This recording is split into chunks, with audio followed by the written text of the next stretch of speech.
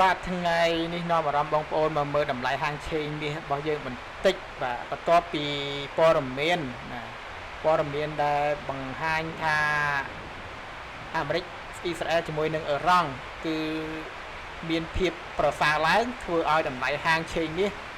មានការកើនឡើងគួរឲ្យកត់សម្គាល់ហើយតម្លៃប្រេងក៏មានការធ្លាក់ចុះផងដែរយើងដឹងហើយដោយសារតែភាពត្រូវរើគ្នារវាងអ៊ីស្រាអែលជាមួយនឹងអ៊ឺរ៉ង់ហើយអ៊ឺរ៉ង់បានព្រមបើកច្រកសមុទ្រ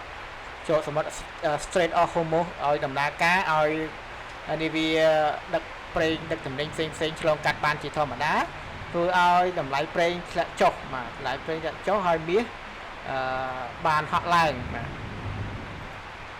បើយើងមកមើលប្រេងគឺវាធ្លាក់មកដល់ចំណុច$84ក្នុង1បារ៉ែលបាទដែលតម្លៃ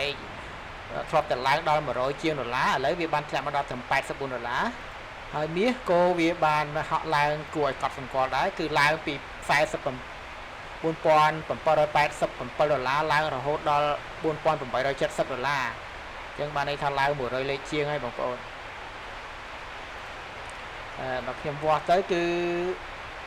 ឡើង90លេខថា100លេខចាស់បងប្អូន100លេខហើយប្រសិនបើវាអត់មានអ្វីប្រែប្រួលទេបានន័យថាដំណើរការល្អហើយច្រកសមុទ្របើកដំណើរការជាធម្មតាល្អទៅមុខប្រកបណាស់វានឹងរុញច្រានឲ្យតម្លៃនេះកើនឡើងបន្ថែមទៀតបាទអរគុណច្រើនបងប្អូនអញ្ចឹងសម្រាប់ការវិភាគហាងឆេង